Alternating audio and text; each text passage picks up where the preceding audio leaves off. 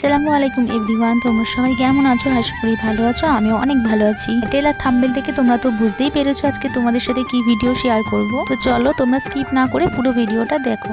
তো আমি তো এইদিকে সকালবেলা চলে এসেছি গাছে জল দিতে। তো আমার জল দেওয়া হয়ে গেছে, আর গাছে কিছুটা লঙ্কা হয়েছিল সেগুলো এখনো তুলিনি। আর এই একটা বেগুন হয়েছিল, বেগুনটাকে আমি তুলে নিয়েছি। এতগুলো গাছেই একটাই বেগুন হয়েছে।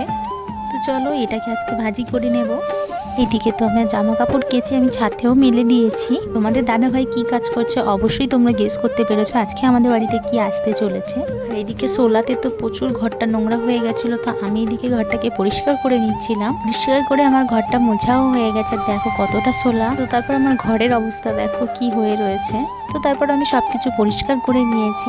পরিষ্কার করে আমার ঘরটাও মোছা হয়ে গেছে। হ্যাঁ, তোমরা যেটা গেস করেছিলে, হ্যাঁ ওটাই ঠিকই, আমরা এখন এসি নিয়ে নিয়েছি। গরমে না থাকতে পেরে আমরাও কিনে নিলাম।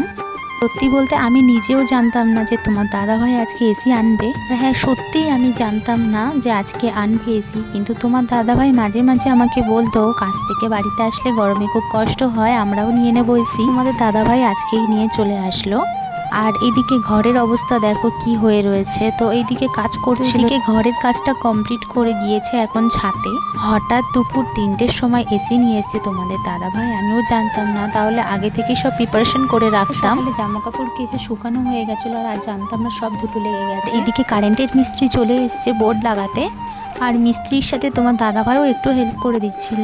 তো এখন তো কাজ সব কমপ্লিট হয়ে গেছে, এখন শুরু হয়ে গেছে আমার কাজ। তো এদিকে পুরনো একটা চাদর পেতে দিয়েছিলাম, তো সেই চাদরটাকে আমি তুলে নিয়েছি। আর ঘরের অবস্থা দেখে তোমরা বুঝতেই পারছো কি হয়ে রয়েছে। সবকিছু পরিষ্কার করে নিয়েছি, আর আমার অবস্থা দেখো কতটা পরিমাণে ঘেমে গেছে। এদিকে পর্দাটাকে খুলে ভালো করে ঝেড়েও নিয়েছি, ঝেড়ে লাগিয়ে দিলাম। তো ঘরে প্রচণ্ড পরিমাণে ধুলো হয়ে গেছিলো, তো সব কিছু পরিষ্কার করে নিয়েছি। এদিকে ড্রেসিং টেবিলটাকেও ভালো করে পরিষ্কার করে নিয়েছি। তারপরে এই ঝুড়িগুলোতে প্রচুর পরিমাণে ধুলো হয়ে গেছিলো, ভালো করে মুছে খাটের উপরে রেখে দিয়েছি, পরিষ্কার করে রেখে দিয়েছি। তো আমার একটা ঘরের কাজ মোটামুটি কমপ্লিট হয়ে গেছে। ঘরে তো তোমরা দেখতেই পেলে কত পরিমাণে ধুলো হয়েছিল। তো এগুলো নোংরা হয়ে গেছে, এগুলো রেখে দিলাম কাচার জন্য। আর এদিকে তোমার দাদাভাই বললো একটু পাস্তা বানাতে। এটা বানিয়ে তো আমি ওদেরকে দিয়ে এসেছি। আর আমি এদিকে ঘরের বেডশিটটাকে চেঞ্জ করে নিয়েছি।